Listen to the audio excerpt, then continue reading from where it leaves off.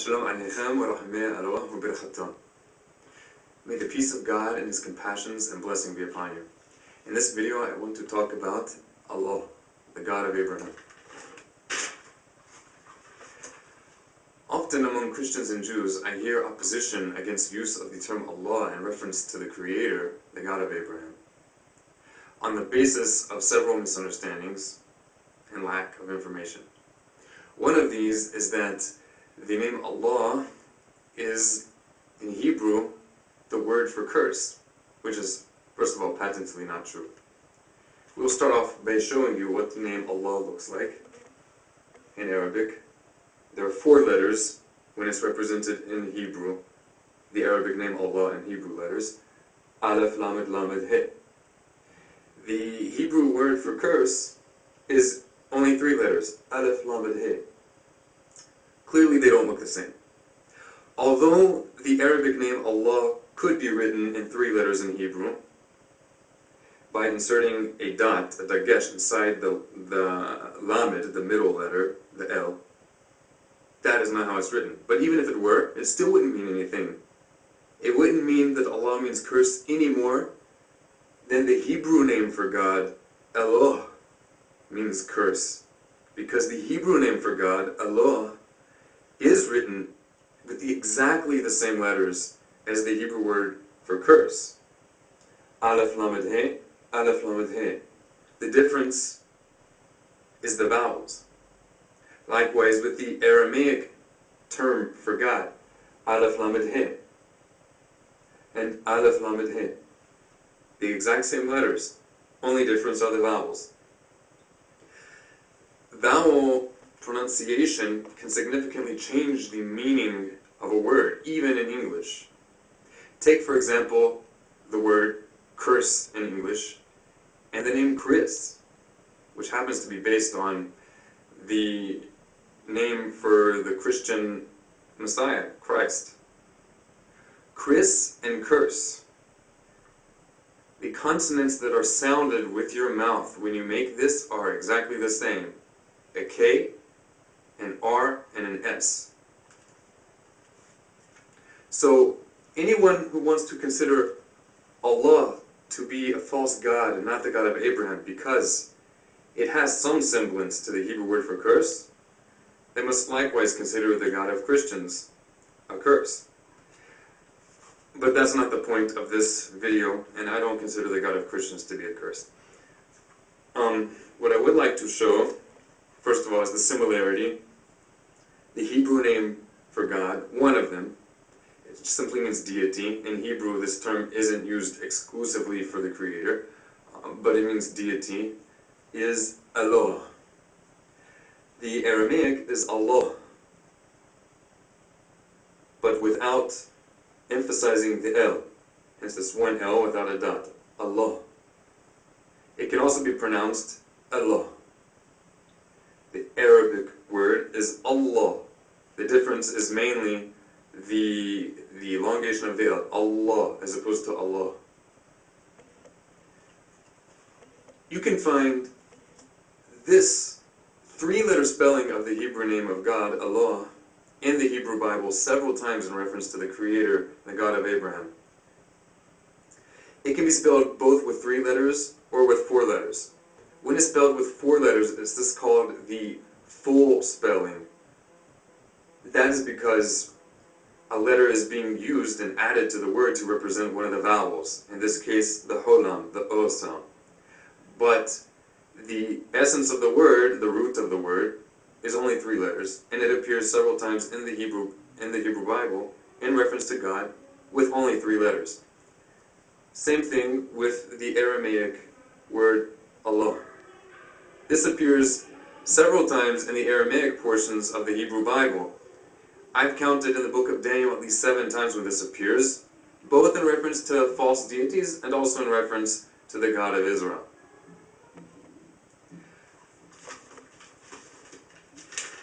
Some additional reasons given for not using the name Allah, not simply not using it, but objecting to anyone using it in reference to the Creator, is based upon belief I'm not 100% convinced that it's true or not, but personally I don't think it makes a difference. And that is the belief that in ancient Arabia, there was an idol named Allah. And hence, Allah is an idol. And if you pray to Allah, you're praying to an idol. Whether or not there was an idol named Allah makes no difference. What makes a difference is the intention of the people who are praying to the one they call Allah. If when they say Allah, they're thinking of some idol or some physical being in some particular location, or some human being, like the Nation of Islam, then I would agree that that is a false deity. But if the individual is praying to one whom they call Allah, and they have in their mind no conception of any form or any corporality, but the historical God who created the universe, then that is not a false God. Regardless of any disagreement as to how the creator of the universe interacted with mankind.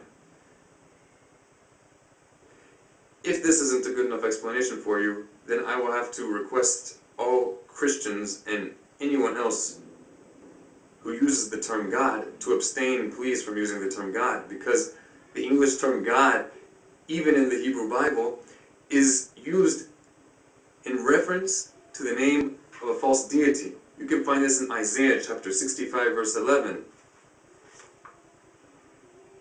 God.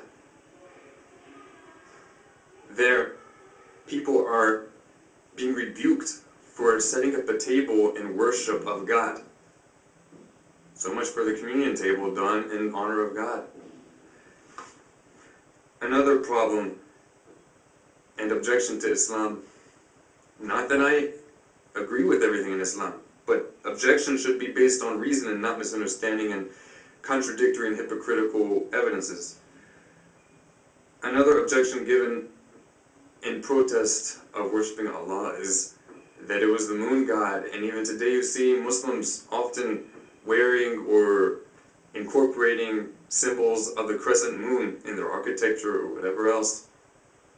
You even find the crescent symbol referred to in the Hebrew Bible in reference to pagan Arabians, though I don't think they were yet Arabic speaking, but in any case it appears.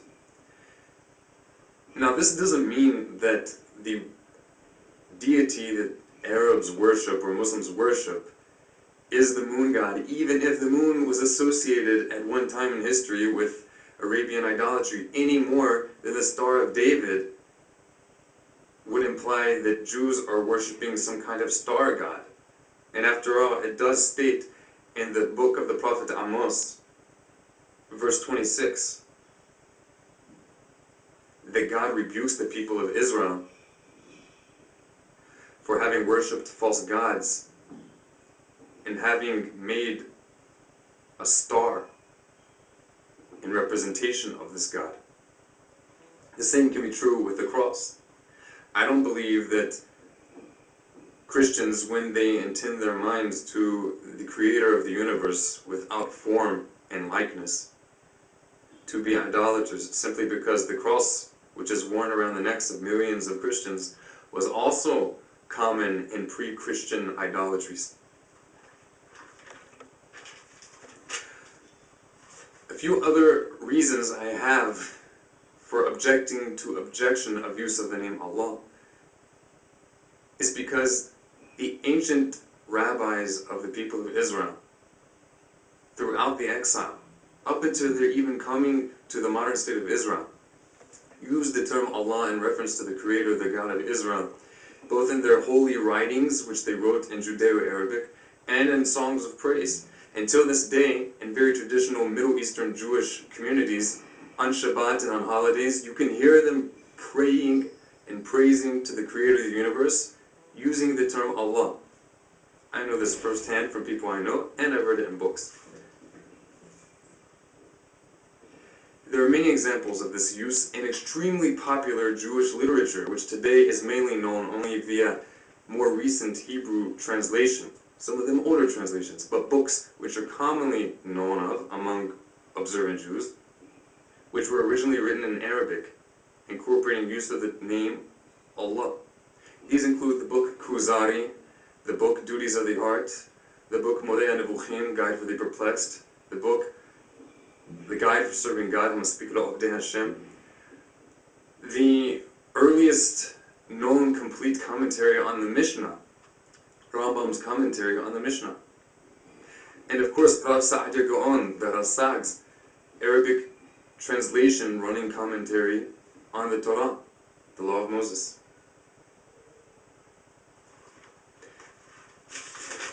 I've recently heard it objected to, use of the term Allah, for reason that, regardless of all the things I've said so far, the God of Israel and the God of Abraham doesn't have the spite and hatred and evil, unbridled anger, as you may find in a human, as we find in Allah, the God of the Quran, who, in punishment for the heathens, will send them to the fires of hell and burn and roast them, and once they're finished roasting, He will heal them just to roast them again. Now, I also object to this concept, and I don't agree with it at all.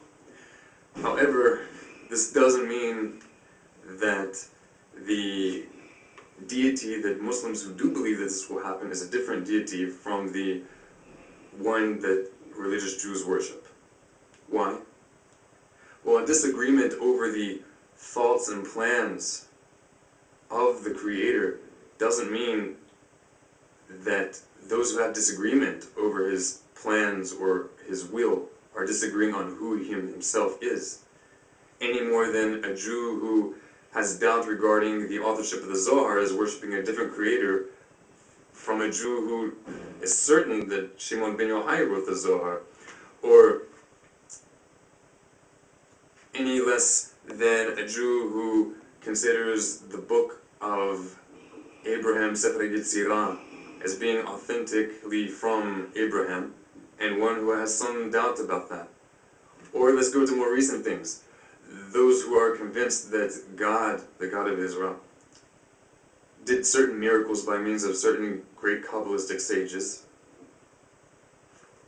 He's not worshipping a different God than a Jew who has doubt regarding those miracles.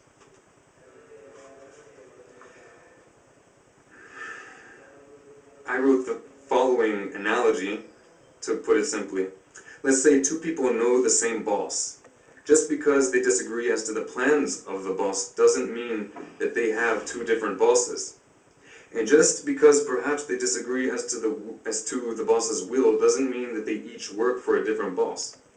Disagreement as to the plans, desires, or doings of the boss doesn't equate to disagreement as to the essence of, or the mahut, of who the boss is.